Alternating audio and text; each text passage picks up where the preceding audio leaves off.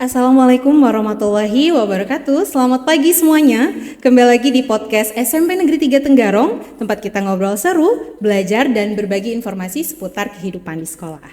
Nah, hari ini di mengawali minggu kedua di bulan Agustus, hari ini spesial, kita kedatangan tamu istimewa yang tidak lain adalah Bupati Kutai Kartanegara, Bapak Dr. Aulia Rahman Basri. Selamat datang Bapak di SMP Negeri 3 Tenggarong. Selamat datang Mbak. Ini jadi spesial juga karena ternyata yang bawa acara sama bupatinya namanya sama. Iya, Bapak sudah tahu informasinya duluan. Iya dong. Perkenalkan, nama saya Aulia Rahmah, Bapak. Iya, jadi kita nih Aulia double. Iya.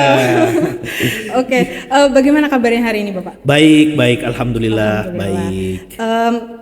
Mungkin saya pertanyaannya agak lebih percepat karena Bapak bilangnya jadwalnya padat hari ini. Enggak lah, santai aja. Pokoknya kalau untuk dunia pendidikan, apalagi untuk anak-anak kita, wah enggak ada jadwal yang lain, kita pending semuanya. Oke, terima kasih banyak Bapak.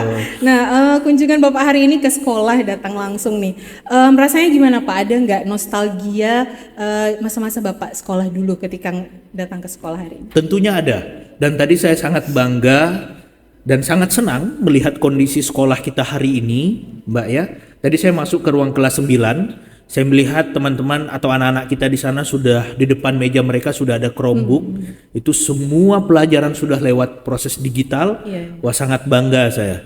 Artinya hari ini salah satu motivasi kita adalah kita ingin dunia pendidikan di Kutai Kartanegara ini tidak kalah dengan dunia pendidikan yang ada di luar sana. Resource-nya kita punya. Itu apalagi hari ini kita ibu kota negara Nusantara sudah ada di depan mata kita, dan harapan kita memang Tenggarong ini akan menjadi barometer pendidikan. Nah, barometer pendidikan karena kewenangan kita ada di wilayah SD dan SMP. Nah, SD dan SMP yang ada di Kutai Kartanegara ini harapan kita menjadi barometer pendidikan untuk di Kalimantan Timur pada khususnya dan di Indonesia pada umumnya. Seperti itu. Oke. Jadi perbedaannya dengan yang sekarang Pak ya? Jauh banget. Pak. Kalau dulu itu saya bilang tadi kayak di kelas itu, kalau misalnya kita dulu tuh kan ada 4 sampai 5 mata pelajaran dalam sehari ya. Pagi itu biasanya sebelum istirahat 2 mata pelajaran, siang itu 2 mata pelajaran, dan sore 1 biasanya. Dulu itu kalau kita ketinggalan buku salah satu mata pelajaran, kita harus lari tuh pulang ke rumah kayak gitu ambil bukunya. Kalau sekarang semuanya dalam proses digital. Buka digitalnya udah terlengkapi semua. Dan anak-anak kita semua sekarang Gen Z, terus habis itu ini cara berpikirnya sudah sangat maju ya, sudah sangat maju. Nggak bisa seperti kita dulu. Kalau dulu kan maunya kita bisa di drive tuh dari maunya orang tua, maunya guru seperti apa. Tapi kalau anak Gen Z dengan terbukanya arus informasi sekarang, itu tugas kita tuh hanya seperti selokan. Kenapa saya bilang seperti selokan atau seperti kanal? Kita hanya bisa mengarahkan mereka sebagaimana mereka ini air yang mengalir ke tempat yang tepat begitu. Nggak bisa kita yang berusaha untuk tahan airnya, mereka akan berontak gitu. Mereka akan berontak. Dan saya melihat memang hari ini tantangan Bapak Ibu guru itu menjadi sangatlah besar. Bapak Ibu guru harus mengupgrade pengetahuan mereka. Percuma misalnya kita minta anak-anak itu familiar dengan hal digital, sementara Bapak Ibu gurunya itu katrok dengan hal digital gitu.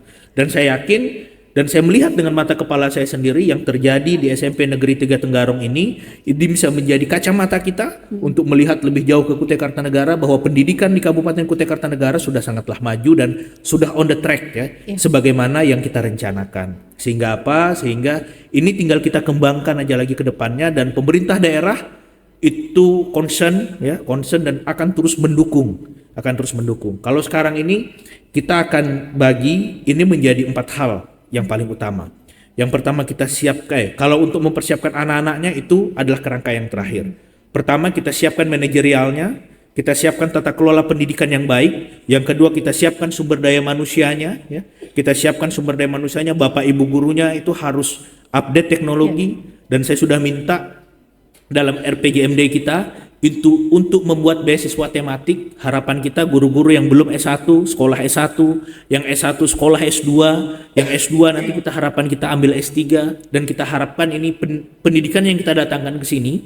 Terus habis itu yang ketiga adalah penguatan sarana prasarananya. Bagaimana ruang belajarnya nyaman untuk anak-anak kita, bagaimana fasilitasnya bisa tercukupi, dan yang terakhir adalah pengembangan anak-anak itu sendiri. Mereka harus familiar dengan organisasi, mereka harus terbiasa untuk bicara di depan publik. Kita akan mengarahkan mereka sesuai dengan potensi mereka. Bagi anak-anak kita yang sedikit berjiwa introvert, misalnya mereka suka melukis, mereka suka menyendiri, nah apa-apa. Kita salurkan sesuai dengan bakat dan kemampuan mereka. Jangan membuat mereka menjadi seperti kita, tapi jadikanlah mereka diri mereka sendiri dan mereka bisa berprestasi sesuai dengan potensi yang mereka miliki. Gitu. Wah, langsung saya satu pertanyaan, Bapak langsung menjabarkan banyak nih ya Pak ya. Iya. Nah jadi masih ngomongin masa-masa sekolah nih Pak. Iya. Gitu. Dulu itu apakah ada satu hal yang menarik Bapak sampai di masa-masa sekolah sampai akhirnya Bapak dari yang basicnya seorang dokter kemudian memutuskan untuk terjun ke dunia pemerintahan. Apakah ada dari sisi selama Bapak mengejar pendidikan? Jadi saya itu SD itu di Kota Bangun.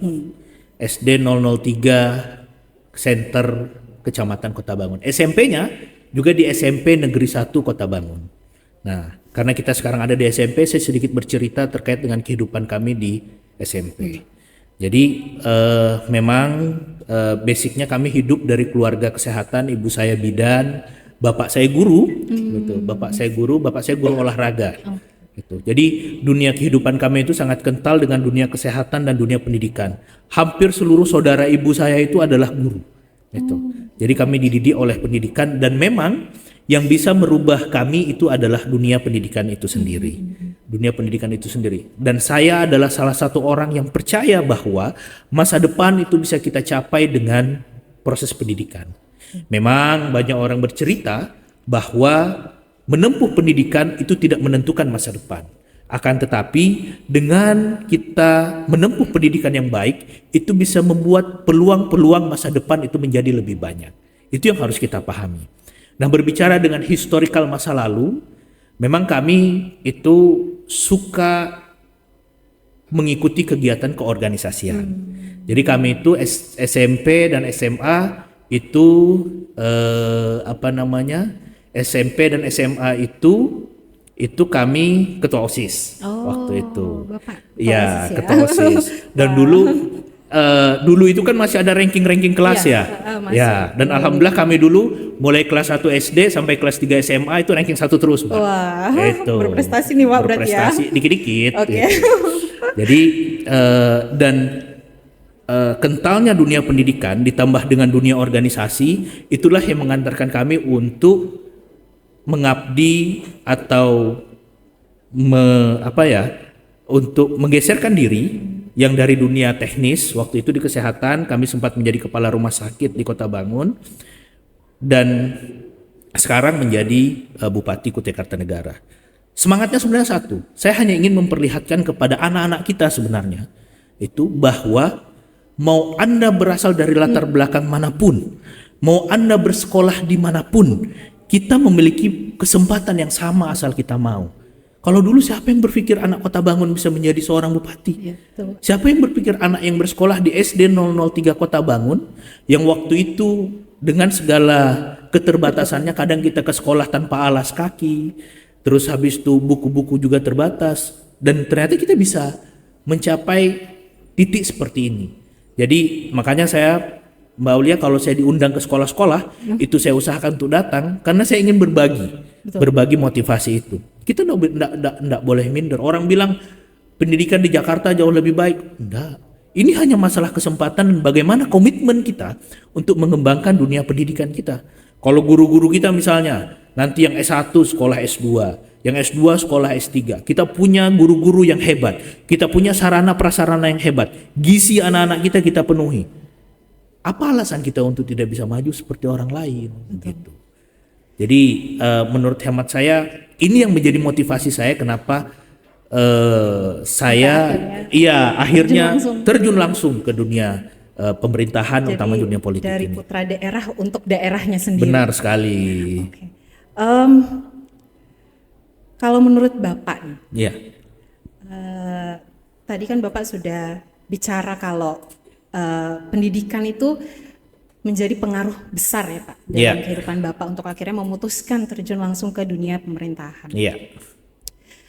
Tapi di dalam perjalanan itu kan Pak, dalam proses itu pasti nggak semuanya mulus ya Pak. Iya, Pasti ada tantangan-tantangannya. iya. Kalau menurut Bapak sekarang di posisi Bapak sebagai Bupati dari Kutai Kartanegara, tantangan terbesar apa yang Bapak lihat dari sisi dunia pendidikan kita saat ini? Kalau tantangan terbesar kita dari sisi dunia pendidikan hari ini adalah kesamaan memandang visi pendidikan di Kutai Kartanegara seperti apa. Itu. Nah, makanya tadi kalau kita belum punya visi yang sama untuk memandang dunia pendidikan Kutai Kartanegara ini mau kita arahkan kemana, itu akan menimbulkan banyak pertanyaan-pertanyaan. Misalnya pertanyaan pertama, apakah Pak Bupati ini komitmen ya dengan dunia pendidikan gitu? Karena apa? Karena kita belum memiliki kesamaan visi dalam memandang pendidikan Kutai Kartanegara. Oleh karenanya, Mbak Aulia, kenapa saya selalu hadir di setiap momentum pertemuan? Karena saya ingin menyampaikan bahwa saya memiliki komitmen yang besar untuk memajukan pendidikan di Kabupaten Kutai Kartanegara. Saya paham betul bahwa kalau kita ingin membuat Kutai Kartanegara ini maju, majukan dunia pendidikannya. Itu. Buat guru-gurunya bisa tersenyum. Kalau guru-gurunya cemberut, itu yang membuat dunia pendidikan kita tidak maju. Betul. Kalau guru-gurunya datang ke kelas dengan hati gembira, insya Allah itu ilmu itu akan mudah untuk masuk ke anak-anak. Jadi, makanya saya selalu bilang udah semangat gitu Pak. semangat gitu. Jadi kalau misalnya mohon maaf kita di sekolah misalnya antara guru dan kepala sekolahnya nggak baku cocok itu, terus antara guru dengan dunia manajemen pendidikannya nggak cocok. Nah ini yang menjadi, makanya saya bilang tadi, yang paling pertama yang saya taruh untuk memperbaiki pendidikan di Kutai Kartanegara adalah kita perbaiki tata kelolanya. Kita duduk bersama dengan para ibu guru, dengan para kepala sekolah, dengan para manajemen pendidikan itu. Tidak selamanya teman-teman yang berada di manajemen pendidikan itu benar. Tidak selamanya juga para kepala sekolah lewat perhimpunan kepala sekolah itu benar. Tidak selamanya juga guru-guru itu benar. Itu artinya dari semua persepsi ini kita satukan persepsinya. Duduk bersama gitu Pak ya? Duduk bersama. Kalau saya minta, saya cuma satu, jadikan pendidikan di Kutai Kartanegara menjadi barometer pendidikan yang ada di Kalimantan Timur. Itu. Jadi orang sudah tahu tuh, kalau mau cari sekolah SMP yang bagus mana, datang aja ke Kukar gitu. Kalau mau belajar terkait SMP yang bagus kemana, datang aja ke Kukar, ke SMP 3 utamanya gitu. Oke, tadi bicara tentang tantangan nih Pak. Terus tadi kan di awal sudah disampaikan, kita teknologi sudah Bapak bilang sendiri kan tadi. Iya. Kalau dulu terlambat harus pulang dulu ambil bukunya. Benar. Kalau sekarang nggak perlu pulang, tinggal buka segala kemudahan teknologi udah muncul lagi tuh bukunya. Iya, gitu. iya. Nah, tapi teknologi ini bagi kita yang bisa memanfaatkan dari sisi positif akan jadi positif. Tapi Iya. kalau tidak pandai-pandai memanfaatkan mungkin akan jadi bumerang untuk diri kita sendiri. Iya. Gitu, Pak. Jadi apakah Bapak sebagai Bupati punya langkah khusus untuk teknologi ini biar bisa menyatu dengan sistem pendidikan kita? Perkuat gurunya. Oke, perkuat guru. Untuk teknologi ini bisa menyatu dengan sistem pendidikan kita, perkuat gurunya. Sama tata kelolanya. Nah, tata kelola ini kan di-create atau diciptakan oleh person ya.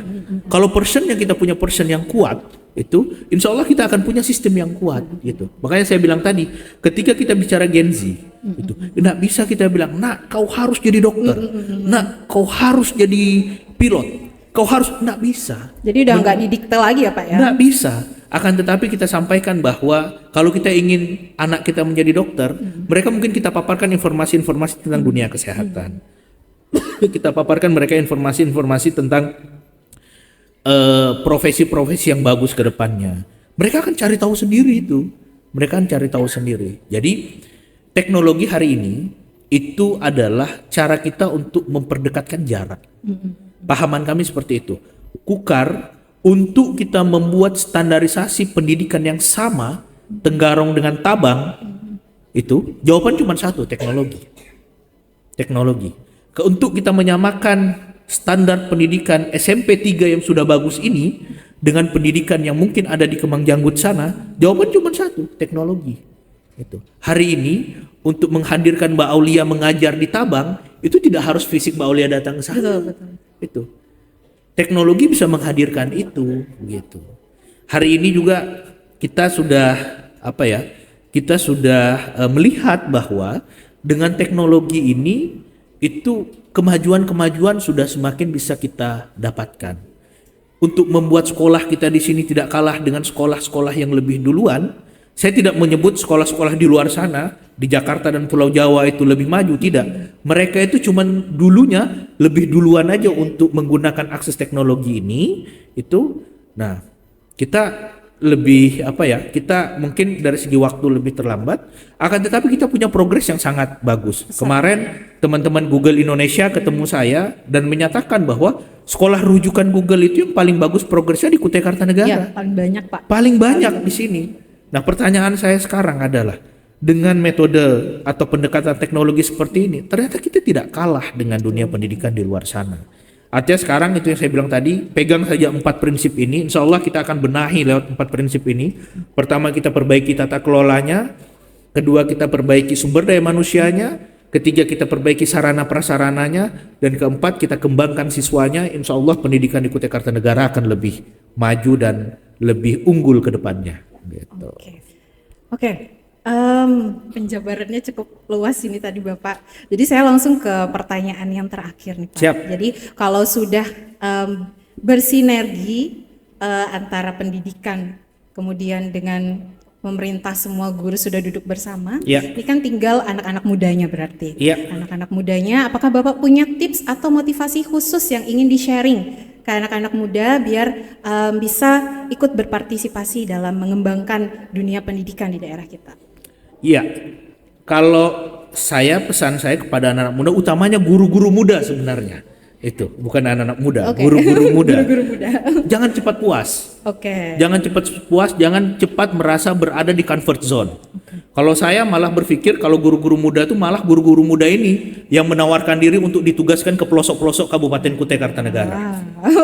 Jangan malah guru-guru muda ini yang malah pada sibuk ingin tugas di kota, tugas mencari zona nyaman. Zona nyaman itu. Jadi para guru-guru muda ini karena apa? Karena kesempatan untuk berselancar informasi, berselancar experience, berselancar pengalaman, utamanya pada saat muda. Nanti ketika sudah berkeluarga, berumah tangga, punya anak dan lain sebagainya, memang kita punya keterbatasan. Tapi selama kita misalnya masih single, masih bujangan, ataupun sudah menikah tapi belum punya anak, go ahead. Go ahead. Justru maksud saya malah guru-guru muda itu yang datang ke Dinas Pendidikan dengan meminta bahwa, Pak, tugaskan saya misalnya di SD Bulu Sen di Tabang. Begitu. Menawarkan diri gitu. Insya Allah untuk urusan kesejahteraan serahkan ke kami. Kami akan bisa melihat seperti apa pengorbanan yang dilakukan, dan ini. Karena begini Mbak, lewat kesempatan ini juga podcast SMP 3 ini saya menyampaikan, kemarin kan habis tes P3K tuh. Justru yang banyak minta pindah sana, pindah sini, pindah sana, pindah sini itu saya lihat di pengalaman kerjanya guru-guru muda semua gitu. Jadi maksud saya nanti guru-guru muda inilah yang termotivasi malah untuk mengembangkan pendidikan di Kabupaten Kutai Kartanegara seperti apa. Dan ya kita berharap, saya cuma bisa berdoa semoga seluruh SMP di Kabupaten Kutai Kartanegara bisa seperti SMP 3 Tenggarong Kabupaten Kutai Kartanegara. Oke, jadi pesannya justru untuk guru-guru mudanya ya Pak ya. Jadi dengan menyebar luas guru-guru mudanya, menyampaikan itu ke anak-anak sehingga berkembanglah generasi itu tadi. Saya tipikal orangnya, saya selalu terbuka untuk kritik, saran, masukan untuk kita membangun Kutai Kartanegara. Pendidikan di Kabupaten Kutai Kartanegara itu tidak selesai dengan pemikiran seorang Aulia Rahman Basri saja. Kita harus berkolaborasi, kita harus berelaborasi, kita harus bersama-sama. Kita harus bersama-sama. Jadi dengan idealisme yang kita miliki, kita berharap kita bisa meng-create tata kelola dan visi pendidikan Kabupaten Kutai Kartanegara itu lebih maju lagi ke depannya. Oke, terima kasih banyak Bapak. Oke, makasih banyak. Sudah mau menyempatkan waktunya hari ini.